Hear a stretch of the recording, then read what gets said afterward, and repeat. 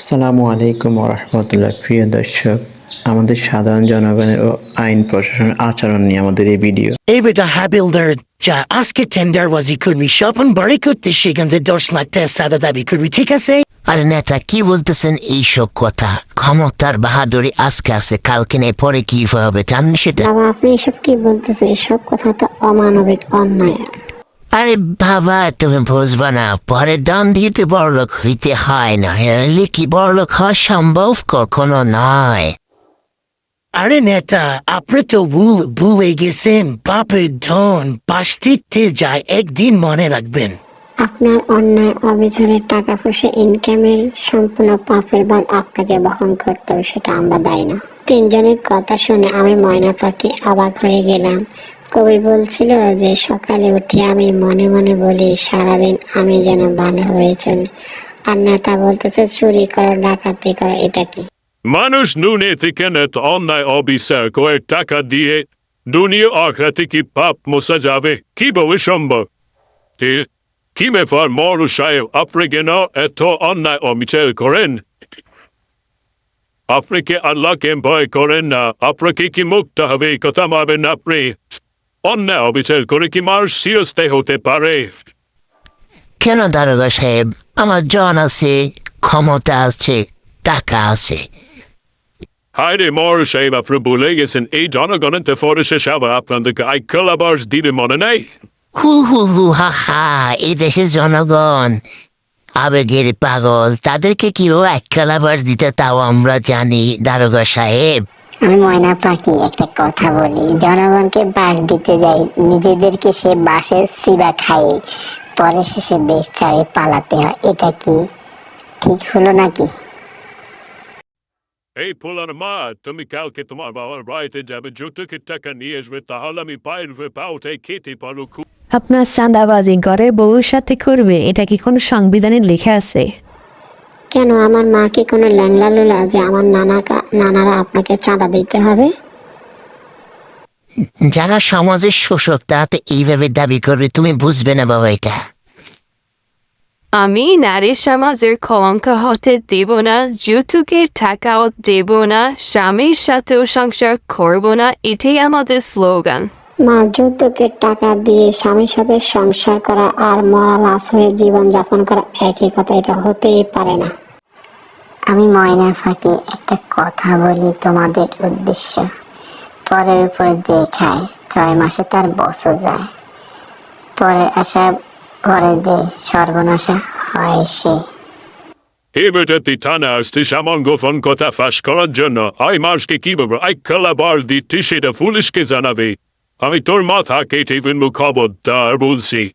হে বেটা মর সাহেব, এই দেশের জনগণ জানে তোদের মতো স্বৈরাচারদেরকে কিভাবে আইকেল আবার দিয়ে দেশ ছাড়া করতে হয়, তাই এই দেশের জনগণ ভালোভাবে বুঝে অপেক্ষা করে সময়ের ব্যাপার। মোহন সাহেব, একটা কথা মনে রাখবেন, অন্যের জন্য যদি খাত করেন সেই দিকে খেয়াল রাখবেন যে সেই খাদে আবার নিজেকে পড়তে হয় কিনা। আর যদি সেই খাদে নিজে একবার পড়ে যান, সেইখান থেকে আপনি উঠতেই পারবেন না। আপনার যত টাকা থাক এবং যত জনগণ থাক এবং আপনার যতই শক্তি থাকুক, সেটা আপনাকে মনে রেখে চলতে হবে।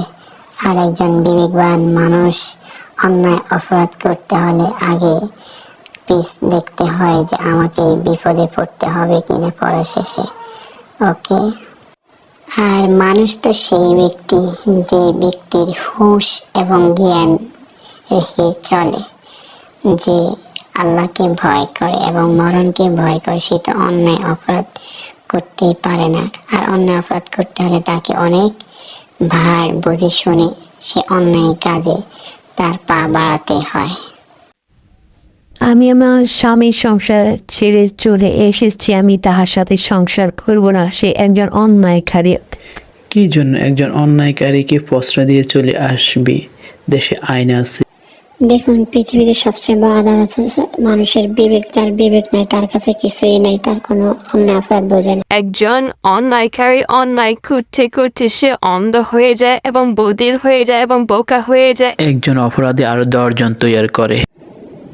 দেখুন, শয়তানের কোনো আদালত নাই, কারণ তার ইচ্ছায় তার শয়তানি মন।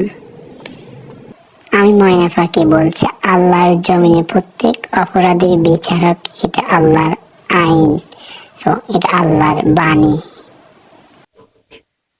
আজকে নিজেকে অপরাধী স্বীকার করব, কারণ কেননা কোনো মানুষ অন্যায়কারী চিরস্থায়ী হন। দারো সাহেব, আমি আর সিয়াজ, আমি অন্যায়কারী নিজেকে স্বীকার করছি, আমি অন্যায় অপরাধ করেছি। মানুষের আদালতের কাছে আমি ক্ষমা চাই, আমার অন্যায়ের বিচার করা হোক, আমাকে ক্ষমা করে দেওয়া হোক।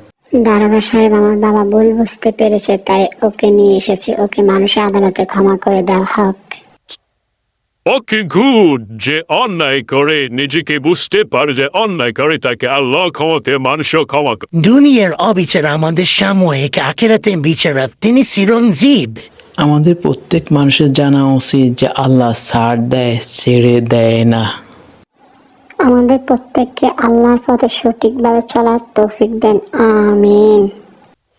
ওকে গুড, ইচ্ছে থাকলে উপায় হয়, হায়ারে দেরি ইজি উইল দেরি ইজি ওই। সামনে তো দেখি বেটা ফুলিশ পিস্তলে দাঁড়াইছে, কি সমস্যা তার হিসাবে? কিসানা দাবি করে না, ঘুষ দাবি করে, আল্লাহ বানাতে রাখছেন, দেখি সামনে যাই। এই মেয়ে সাদা পোশাক পরে কোনা দিতেছ কি বালাফতে না কালাফতে? কথা হাসা কথা কো আমার লগে।